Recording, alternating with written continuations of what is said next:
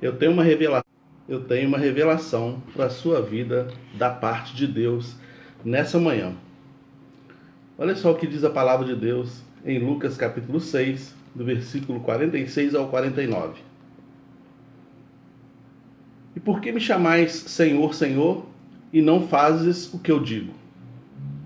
Qualquer que vem a mim e ouves as minhas palavras e as observa, eu vos mostrarei a quem é semelhante. É semelhante ao homem que edificou uma casa e cavou e abriu bem fundo e pôs os alicerces sobre a rocha. E vindo a enchente, bateu com ímpeto a corrente naquela casa e não pôde abalar, porque estava fundada sobre a rocha. Mas o que ouve e não pratica é semelhante ao homem que edificou uma casa sobre a terra, sem alicerces, na qual bateu com ímpeto a corrente e logo caiu. E foi grande a ruína daquela casa. Eu tenho uma revelação para você nesse dia. A revelação que eu tenho é que você hoje pode descobrir se você é um discípulo ou uma multidão. Se você está entre aqueles que escutam a palavra e deixa ela passar, ou se você é daqueles que escuta a palavra e retém a palavra no seu coração porque você quer ser transformado por ela. A diferença está nas coisas que acontecem na sua vida e a forma como você reage a essas coisas. Muito bom dia. Hoje, horário novo. Flávia, muito obrigado por você já estar aí. Como eu disse, eu tenho que fazer a live um pouco mais cedo agora por causa do fato de eu ter que ir para a empresa, que não está mais dentro da minha casa. Então, eu tenho que ter um deslocamento e por causa disso, então eu preciso ganhar esse tempo fazendo a live um pouco mais cedo. Era isso ou não ter live. Hoje foi dia de malhar perna. Quem vai na academia aí, quem frequenta a academia e malha a perna, sabe que esse é um dia que você gosta de pular. Quando é o dia de malhar a perna, você fala, não, hoje eu não vou não, gente. Não vou. Porque é muito sofrido, você sai de lá mancando, sai de lá com as pernas bambas. Ainda mais que aqui em casa tem escada, então para subir as escadas depois, com a perna, depois de ter malhado a perna é muito difícil, né? Mas pensa bem, os estudiosos já têm estudos sérios a respeito disso, que dizem que a malhação das pernas tem muito a ver com Alzheimer, ou seja, com a prevenção ao Alzheimer. Mais adiante, lá na frente, com 70, 80 anos de idade, se você tiver um bom tônus muscular na perna, tiver a perna malhada, pode ser que você tenha menos possibilidade de ter Alzheimer, de ter demência e coisas relacionadas à mente. Então, tem coisas que a gente faz agora, com 49, para você se prevenir para 80. E assim também funciona com relação às coisas de Deus. Como Jesus está dizendo aqui. Ele diz, o homem que escuta a minha palavra e não pratica é semelhante a um homem prudente, a um homem imprudente, que faz a sua casa sem fundamento, sem fundação profunda. Que coloca ali a casa em cima da areia, cava um pouquinho só, sem muito esforço. Ele fica preocupado em não sofrer para cavar. E como ele fica preocupado em não sofrer para cavar, ele faz uma escavação estreita, funda, rasa, e depois, quando as tempestades vêm, a casa cai. Né? Mas o homem que escuta a minha palavra e pratica é semelhante a alguém que colocou sua casa sobre a rocha. Ele cavou fundo, Lucas vai dizer, cavou fundo até achar a rocha. Quando achou a rocha, colocou ali a base da sua casa, então, e aí a casa consegue resistir às tempestades, às coisas que acontecem por aí, né? O ensino de Jesus era paripatético. O que é o ensino paripatético? É o ensino sem sala de aula. É um mestre que ensina andando. E ele vai pegando as coisas da natureza e vai mostrando. Ali Jesus certamente estava fazendo alusão às cheias do Rio Jordão, que muitas vezes, quando o Rio Jordão ficava muito cheio, algumas casas ao redor eram invadidas pela água. E algumas casas ficavam de pé e outras não. Então ele mostra isso. Ó, tá vendo aquela casa que está de pé, apesar da cheia do rio? Ela está de pé porque o fundamento dela é bom. Aquela lá que caiu, o fundamento dela certamente não era muito bom. Então, ele usa isso para mostrar para os discípulos a necessidade de a gente cavar mais profundo, de deixar a palavra entrar um pouco mais profundo dentro da gente. E a revelação que eu tenho para você, daqui a pouco eu vou te falar sobre ela. Então, os discípulos, todas as pessoas que estavam ali, eram discípulos, eram pessoas que estavam querendo ouvir a mensagem, mas nem todos, na verdade, eram discípulos de fato. Discípulo é aquele que quer receber a palavra e fazer a palavra crescer dentro dele, né? Quer aprender, ele quer ser transformado pela palavra. Já a multidão só quer ouvir, achar bonito, vir as curas, os sinais. As tempestades vão provar se você é discípulo ou se você é apenas multidão. A maneira como você reage, se você resiste, o que acontece com você diante das dificuldades que acontecem na vida, que vêm sobre a sua vida, vai determinar se a palavra está guardada no seu coração ou não, né? O material de construção também é importante. Paulo vai dizer que a gente tem que usar materiais mais nobres para a construção das paredes, cujo alicerce é Cristo, né? Porque, de repente, você tem uma boa base, mas faz a parede de feno, como Paulo fala, ou de madeira, o vento, o fogo, a chuva vão determinar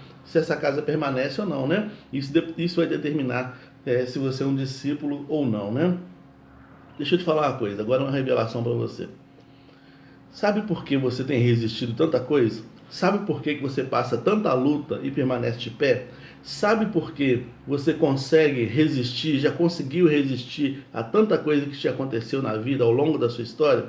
Porque você, mesmo que não tivesse com essa pretensão, você foi cavando mais fundo. Às vezes a palavra ela entra cortando a nossa mente, às vezes ela entra cortando a nossa vida, às vezes a palavra entra decepando coisas, né? Jesus falou o seguinte, que decepa a sua mão, te arranca o seu olho por causa da palavra, por causa do reino. É claro que é sentido figurado. É claro que não é para você cortar sua mão, arrancar seu olho. É sentido figurado.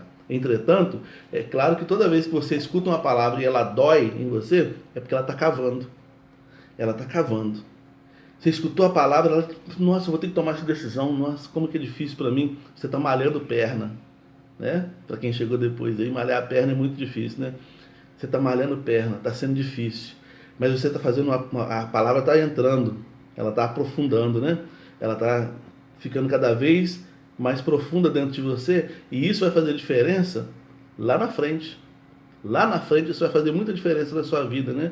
Lá na frente vai ficar claro para você, deixa eu ver aqui um texto, vai ficar claro para você como que você vai sobreviver ou não às situações. Isso fica claro para você em que profundidade a palavra está na sua vida.